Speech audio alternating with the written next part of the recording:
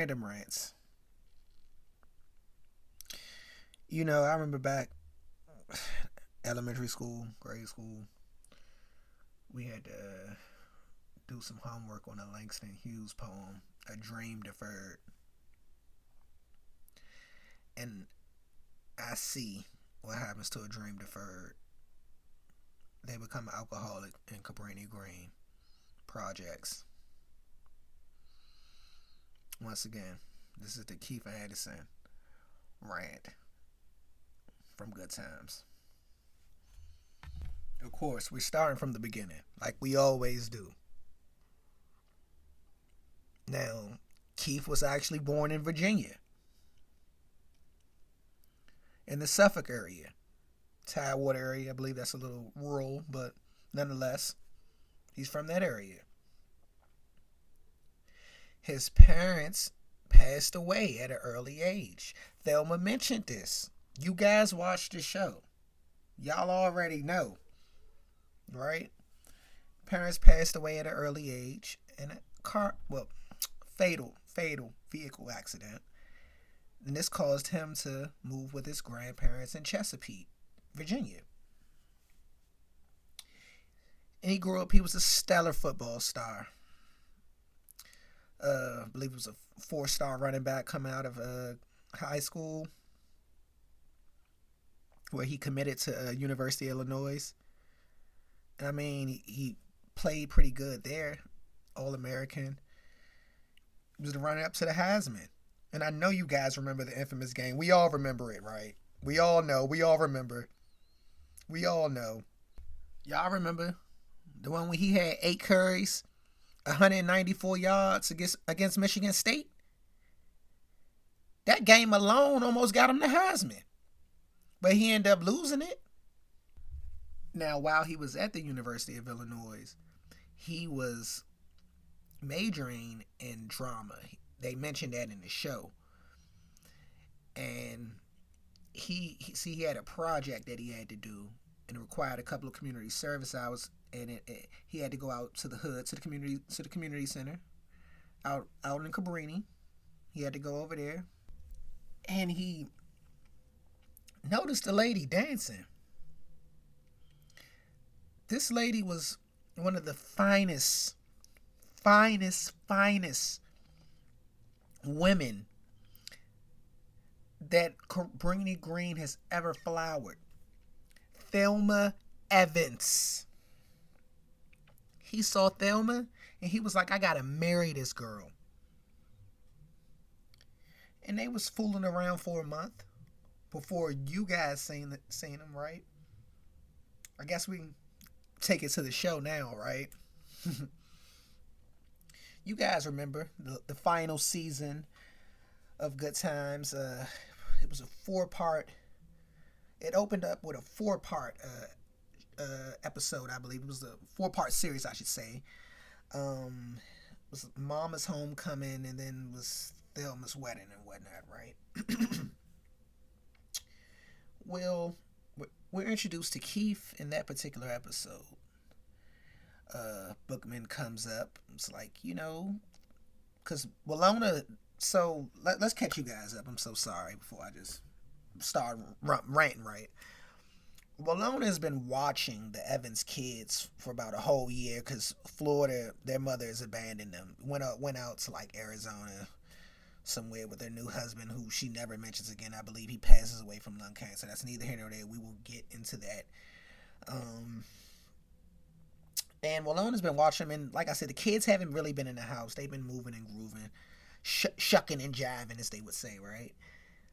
And Bookman was like, yeah, I saw Thelma outside in a red Cadillac.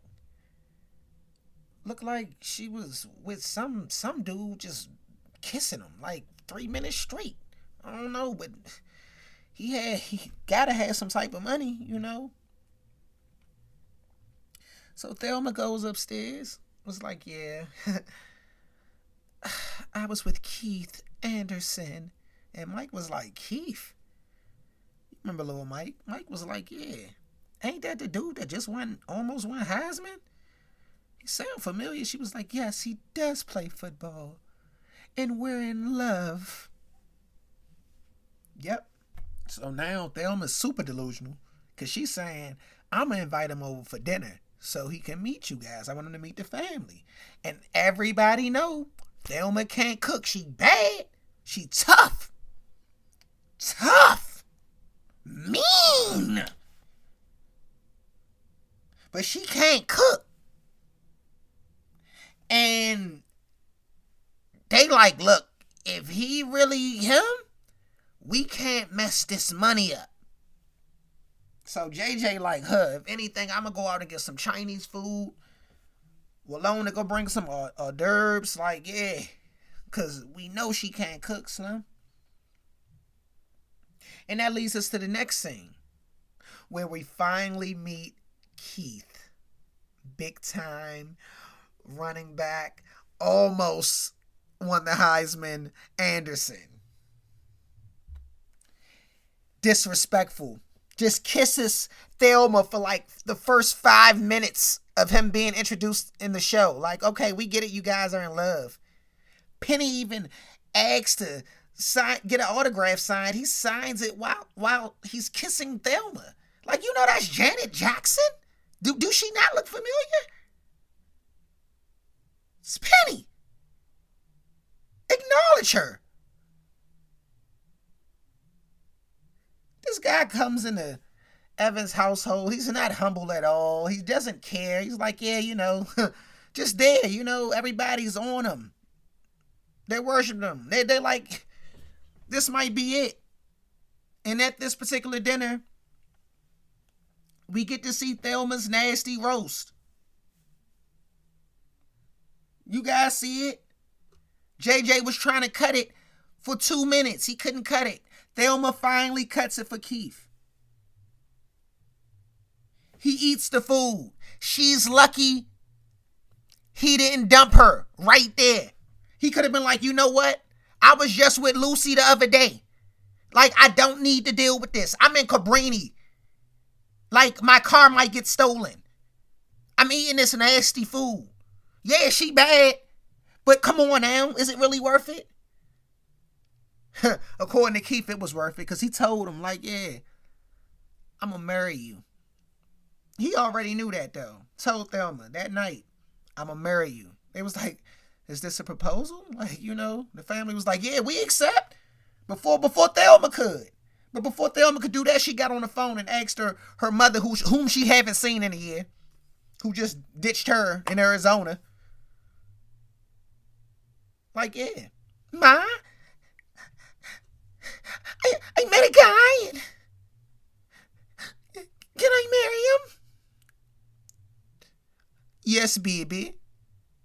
Yes, baby. You know you can, baby. I'm Florida.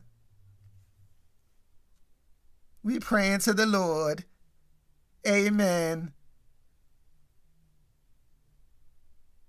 She gets off the phone and accepts. Boom. Meal ticket. We're out the ghetto. See, what you guys don't know, what you guys don't know, but what everybody else knows, Keith is signing a $1 million contract with the Chicago Bears. Yep. They're about to have him as a backup punch. Him and Walter Payton going to be sharing that backfield. They're going to be unstoppable. You know they don't got a quarterback. They're unstoppable. This leads us to the next scene. When Florida finally comes back, she heard about that meal ticket. She was like, she ain't even care to mention that her husband passed from lung cancer. She ain't care to mention that. She was like, look, we about to get out the ghetto. Thank the Lord, baby. I'm Florida. Blessings. She got to pray to the Savior. And prayers have been answered because Keith has came by to meet the mother. And it just so happens Keith and Thelma get into a verbal altercation. Because they don't really know each other. They just rushing into it anyway. But he's about to get the money. So,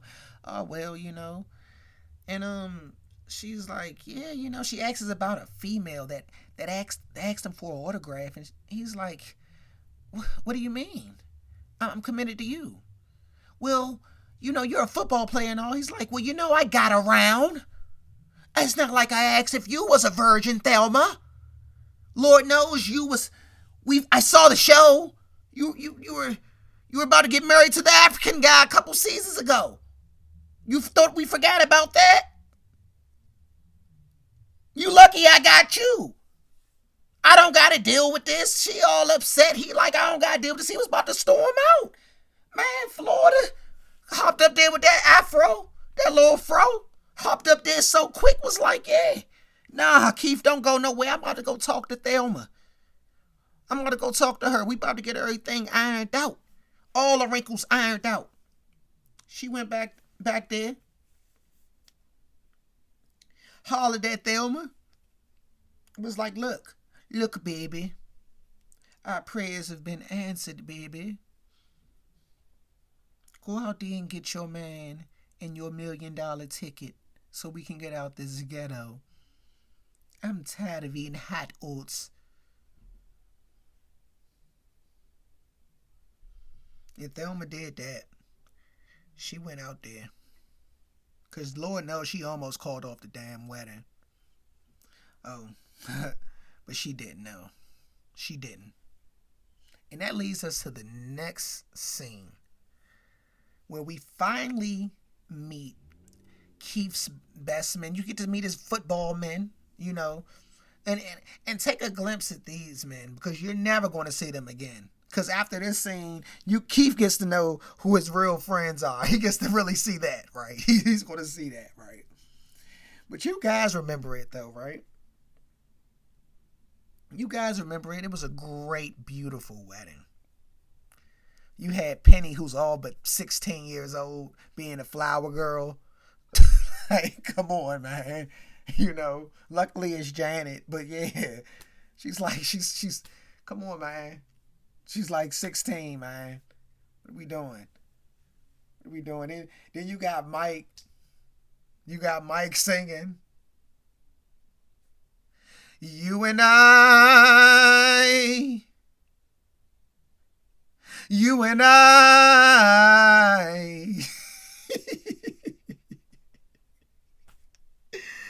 Oh, it was a successful wedding. You saw it. They kissed the bride and everything. And you got JJ, who walked Thelma down and everything. And everything was set up. It was arranged great, man. JJ had caviar provided. Everything was good, man. But JJ just wanted to get a couple pictures. You guys remember the scene, right? JJ wanted a couple pictures. These are pictures that's going to be remembered forever. JJ wanted to snap a couple. His father couldn't be there. But just wanted to be the man of the house that he's always been. And Keith Anderson, who's supposed to be this stellar 4-star running back, who's about to get this $1 million contract in I believe this is 78, 79. He has no awareness at all. And he ended up tripping over JJ and hurting his knee.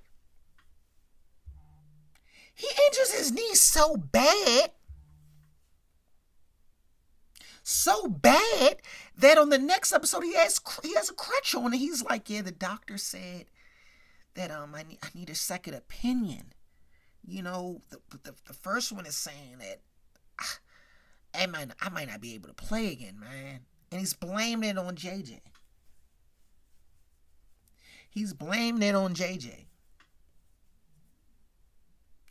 Like, he blames it on JJ for like half of the episode. Mike finally tries to step in. Mike is like really the man of the house. Mike finally tries to step in and be like, dude, like, you need to relax, dude. It's not the end of the world.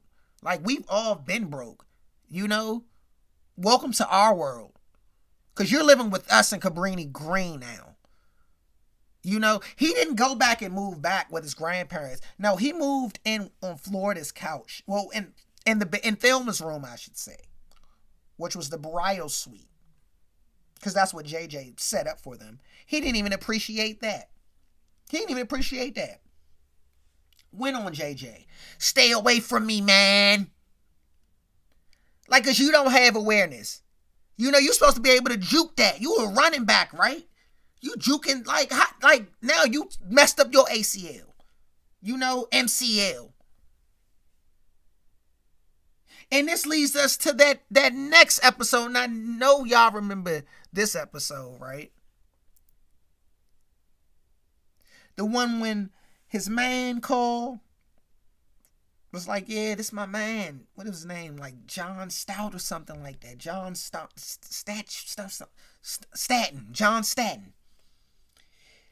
Plays for the Miami Dolphins. Been playing for 2 years. A college man.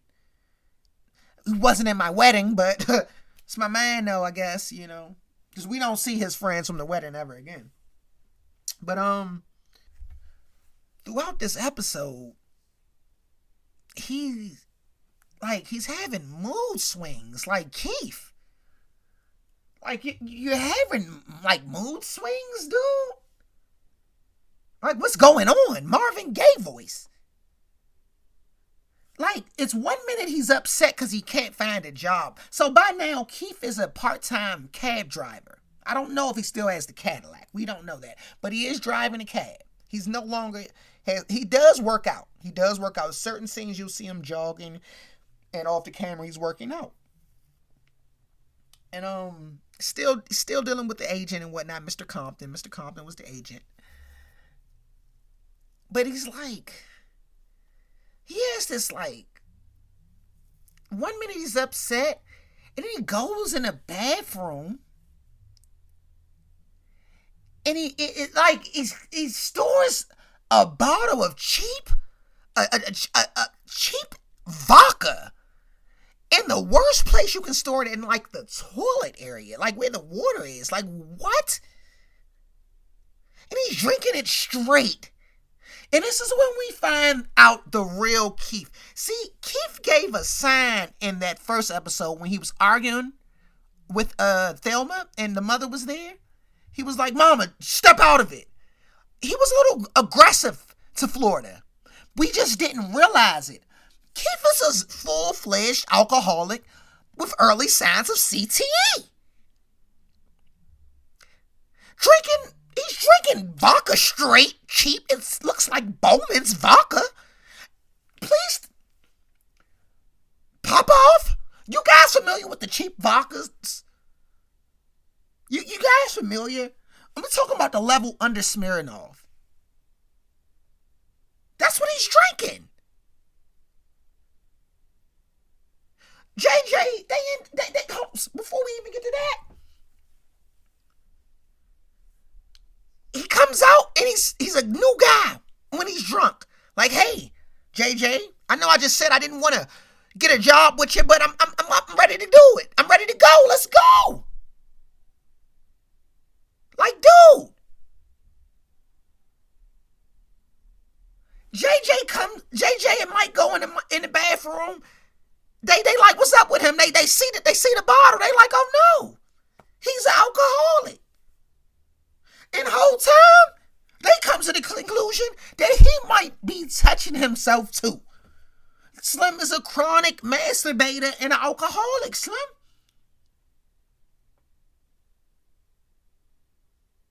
Slim, he comes back, he goes on Bookman. Bookman like, hey, who you got in the Super Bowl? They come back from job hunting, they ain't get a job, right? It's the hood.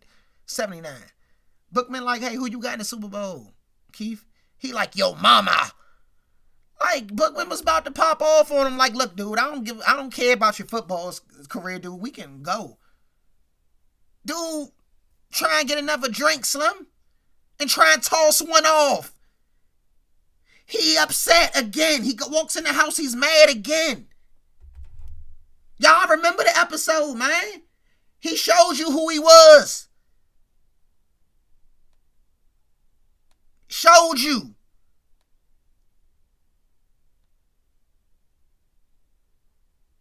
Thelma invited the daggone friend over, man. He go get drunk. Like, he go get Bill. Joe comes. He's Joe preparing to come over there. He like, all right, let me go get drunk. You know. He come out refreshed. Just tossed one off. Chronic masturbator, and he drunk. You can call me Rain, or you can call me Jane. Like, what? Is that some freaky jive talk after you just got off? You sick, dude. You sick. His dude Joe come over there. He drunk, crushing his man whiskey. This is 20-year-old whiskey. JJ, get your hands off of it. Drunk out his mind, man. He's supposed to be an athlete. He like, yeah, Keefy. Remember, that's what Arnett used to call you. He like, Arnett, that bucktooth chick, she was weak. She was anything. I would have stiff-armed her. Joe like, Slim, that's my wife. He don't even care. He's still laughing about it. Slim is an alcoholic. Don't care about nobody, Mo. Got me all upset. Oh, man. Keith ain't care. Crushing this man, liquor going on his wife. This leads to him doing the unthinkable. He drunk as a skunk. He want to act out a football scene. Man, this man put his hands on the Cabrini Green Queen herself, Thelma Evans. In front of Mike and JJ, they ain't do a damn thing. They ain't do a goddamn thing. Couldn't believe it. Couldn't believe it. Couldn't believe it. Couldn't believe it, man. He embarrassed. He embarrassed. He go in a room. His friend's still there. Like, they going on him. You know, everybody in the living room going on him. He go in the room, talk to Thelma like, yeah, you know, I apologize. I just, I was second up to Heisman. I had the $1 million contract. And, I'm a cab driver now, and I can't even get a steady job. I'm trying to make ends meet. Thelma, I'm sorry. That's why I drink this cheap vodka. That's why I drink it. And she was like, look, I don't care if you're driving to the Super Bowl or playing in it. You're still my husband. I've been broke my whole life. There ain't never been an excuse for me to drink some cheap vodka in my bathroom. And then you masturbating too. JJ and Mike told me about that too. You chronically masturbating in the bathroom after you drink. Talking jive afterwards. Like we wasn't going to catch that.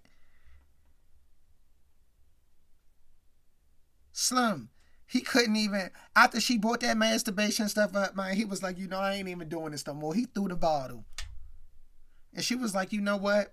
Since you want to slap yourself all the time, let me slap you. You want to slap yourself and slap me in front of your friend? You want to slap yourself in the bathroom and slap me in front of your friend? Let me slap you. I'm the Cabrini Green Queen. And you lucky I ain't get you got. Because I know them. I know the Satanites. I know them warlords out there. It ain't about nothing. I'm Thelma Evans. Now, thank God, that God-fearing Evans household on the last episode, Keith finally got some good news, right? He's been working out. The doctor said his knee was clear. And he got a $60,000 contract. Now that wasn't $1 million, right? But he got a $60,000 contract for the first year with an option for 3 years. With inflation, that's $270,000. He already said they was getting a duplex over there, 743 Baker Street. Walona just so happened to be moving over there too. Over there on the north side. They leased the top apartment. And Thelma also said that she was pregnant. Which is good for Keith. And now that's a lot of money Life changing money at that time. 200, was it about 200 and I believe roughly 270? I believe 270K. We got to think now. And that is the rant. That's the rant on Keith. But now, if you guys want to stay for this part, it's up to you guys. Because we have to talk about what happens at the end of this now. Because that was the end of Good Times. That was when the camera stopped rolling. But we have to really, really look at Keith's football career. What did he do his first year? Did he even touch the ball? Like, dude, you're injury prone. We're signing you to 60K. You're injury prone. We really don't know if you're going to be that guy. You know, we have Walter Payton. Now, if you look that year, and this is not a sports rant, but we just want to nip this in the bud. If you look that year in 79, the year that they signed Keith, Walter Payton played the 16 games, rushed for 369 rushes for 1,610 yards with 14 touchdowns. Keith, listen to me. Keith Anderson, I'm glad you moved Florida and Thelma out the ghetto. I'm glad JJ didn't need you. I'm glad Mike didn't need you, right? But your football career was only but a year, maybe 2 years. If the Bears picked up that option, they only picked you up because the Bears owed that your agent, Mr. Compton, a favor. Keith Anderson, you were backing up one of the all-time leading rushers in the NFL. You were not about to get no clock with that bum knee, okay? So we're going to nip that in the bud right now, okay? This has been Random Rants, man. Mess with me. I went way over schedule.